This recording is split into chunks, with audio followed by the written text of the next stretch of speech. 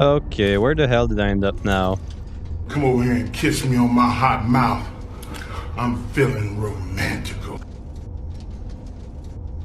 Fuck this shit, I'm out. Fuck this shit, I'm out. Now a thing. This time we're going through Mortal Shell, developed by Complementary, because I felt like suffering a bit for a change. Also, I was curious and it was cheap. Alright, let's get started. Beyond the grip of the familiar, a threshold demands to be crossed.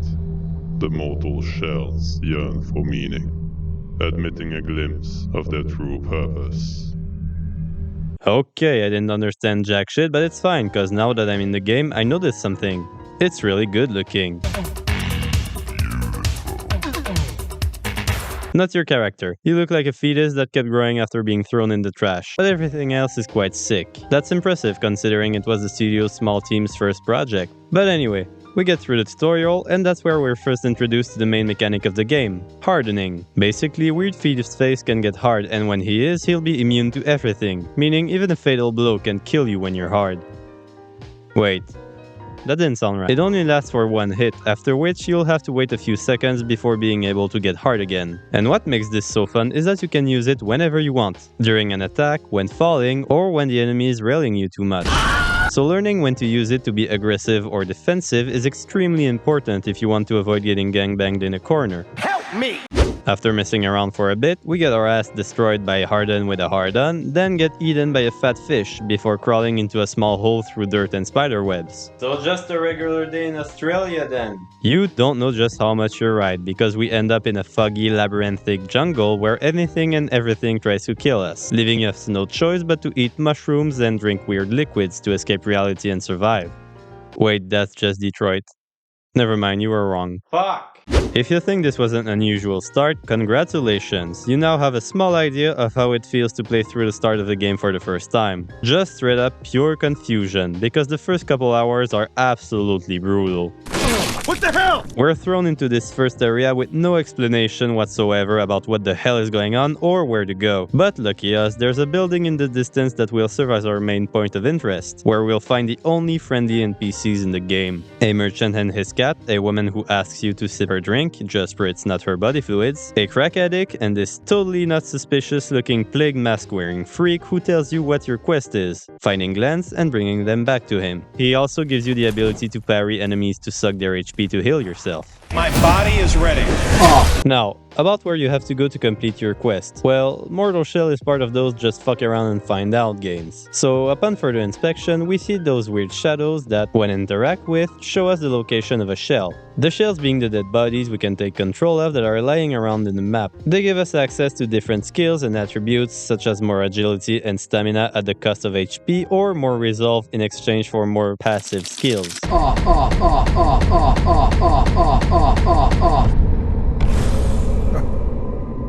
Existence is a curious matter. So that's what I'm gonna do first. This one doesn't seem so far. I'll go get it before tackling the main quest. I'm sure it'll be a breeze.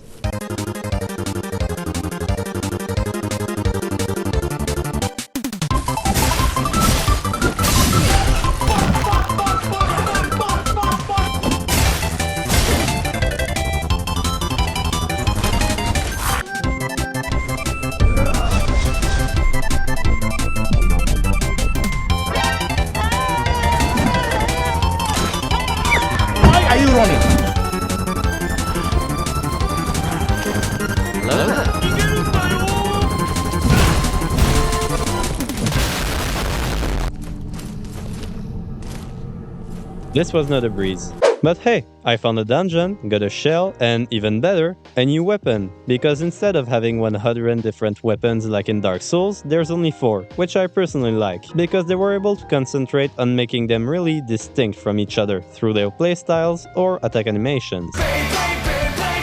But wait, there's more. You can change your weapon or shell whenever you want, given flexibility in how you take on a threat. Although I'm telling you this, but I learned about it pretty late, because since they decided to hide what item does what, you have to try them out before knowing what's up.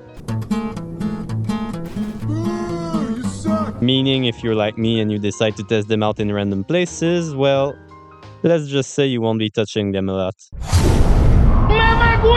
This is a perfect example as to why the first few hours are so unfair. It's a punishing game rather than a hard one, and by that I mean that not knowing stuff is gonna bite you in the ass more often than not. And there's no leveling system. The only thing that come close to it are the stones you can find to upgrade your weapon's damage, but other than that, knowledge and mushrooms will be your best allies. The good side of not having a leveling system is that we can start with the area of our choice, allowing more liberty, but the annoying side is that the difficulty goes from fucking painful to way too easy. I mean, look at this. Earlier I couldn't even get close to one of these suckers, but now I can take 5 of them at once. Now, the bosses are an exception, not because they're all equally well designed, quite the opposite even. Half are dog shit. Mortal Shell's bosses have a small handful of attacks, and the problem that comes with it is that they age like milk and become predictable real fast. It's even more noticeable with Crew 6 the Twiceborn. I hate him and his freaking Muppet.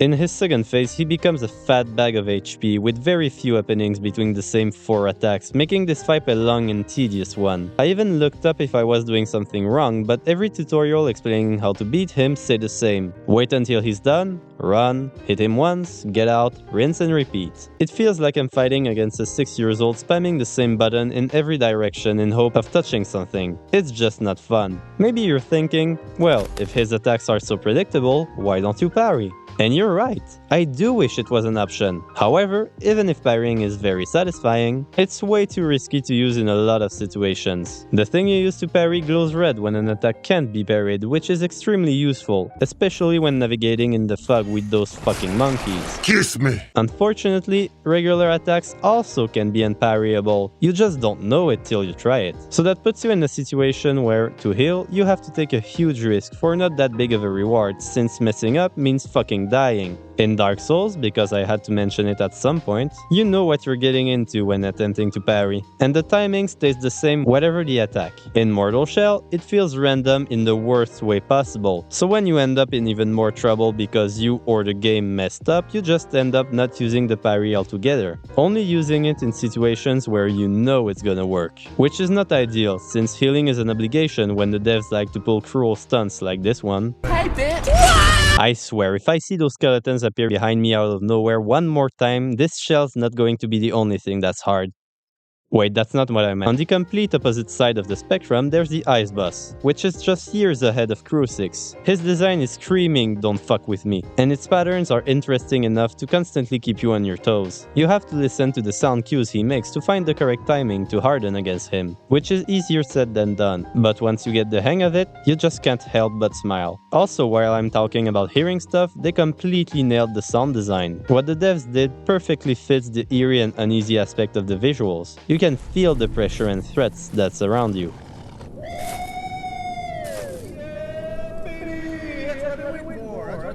It feels claustrophobic, broken. The sky is barely visible to the point where you wonder if what we call a sky is what Fede's face sees when looking up. Yet, the way everything interacts with our character make it feel as if our actions have a real impact on this world. So all of this is nice and everything, but there are some details that can make your playthrough fall from fun down to straight up annoying. I won't talk about the lack of enemy diversity. Considering the scope of the game, it would not be honest for me to critique it. But one thing that is not okay is the backtracking that happens after beating a boss. It is a pain in the ass. There's no quick travel, and they thought it was a good idea to force you to go all the way to the main building from the boss room after acquiring a gland. They tried to change some elements in the dungeons by making everything pitch black and adding a few enemies on your way out. But it doesn't hide the fact that it's just an artificial way to make the game's lifespan longer, although it's nothing compared to the #1 problem I had in my playthrough. It's one hell of a bug fest. I have not played a game that felt as unfinished as this one in a while. Yeah, I know I don't play a lot of Ubisoft games. Quick disclaimer though, maybe I was really unlucky, but I'm playing on the PS5 Enhanced Edition, and there were too many bugs for me not to mention them. So here we go. Why are you not attacking? I'm in front of you. Are you blind or just retarded? I killed him. Why is he standing? This girl is sliding, not walking. What the fuck is this hitbox? I don't think I'm supposed to jump like Mario. These guys can't even go around a rock, and this enemy became suicidal mid-battle. He'll literally just don't care enough to hit me back. The fight is ruined because of this, and it was a good one too. There are more, and as you saw, some bugs are actually game-breaking in a frustrating way. Does it make Mortal Shell bad? I don't think so. I still had fun. It reeks of the dev's passion for video games, which is nice to see considering the current state of the industry. But it lacks polishing. It's not a bad game, nor a bad Souls-like. But if you don't already like these kinds of games, I wouldn't recommend it to you. If you do though, give it a try, it's nice. Okay, I'm done. Hold up, you can pet the merchant's cat? 10 out of 10, Would Not Insider. Well, hello there. I hope you enjoyed the video, and if that's the case, don't forget to subscribe, it's always appreciated, and you can leave your comments to say how much you disagree with me. Now, if you'll excuse me, I'm gonna go watch a bodysuit wearing vampire girls suck people's blood.